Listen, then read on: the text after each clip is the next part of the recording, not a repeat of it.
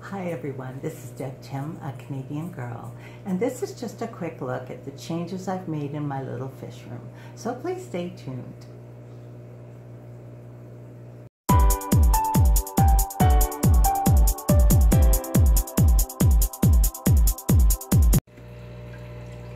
Here we are in my little fish room. I have some updates to share with you, a few changes, something I made, a DIY, and also a big surprise.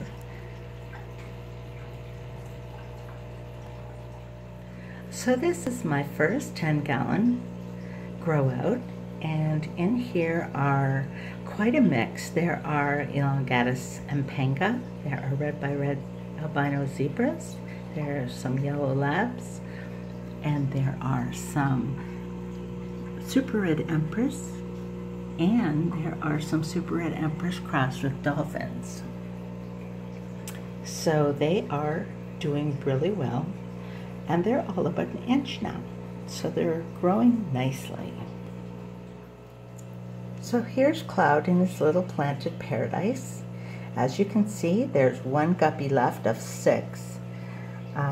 Cloud has been very vicious towards them, and one morning I woke up to 3 gone, the next morning 2 were gone. So that leaves this one fella. And I'm really torn with moving him to my Angel's aquarium, but he'll probably get hurt there too. So I'm hoping that Cloud is going to leave him be. But my Cory cats are doing fine. They're keeping the tank looking wonderful. I've done just a 10 or 15% water change and a tiny bit of vacuuming hovering over the substrate, but this tank is really a pleasure to keep.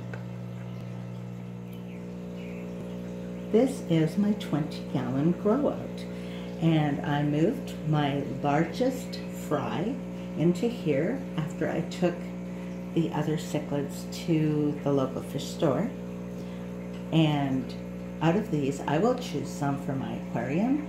My sons said they would like to choose some as well, and then the rest will go to my local fish store. And I do have some super red empress in here. I have some dolphins in here. I have some elongatus and panga, and a radish. There's a couple red by red albino zebras, and then yellow labs. So they're doing really quite well, and I'm quite pleased with them. This is the DIY project I have been working on. It is a brine shrimp hatchery. I have 3 bottles of brine shrimp going right now, and I have 2 empty, and I will get them going in a couple days. I just don't want to have more brine shrimp than I can use, although I do have lots of babies that I'm sure will enjoy this.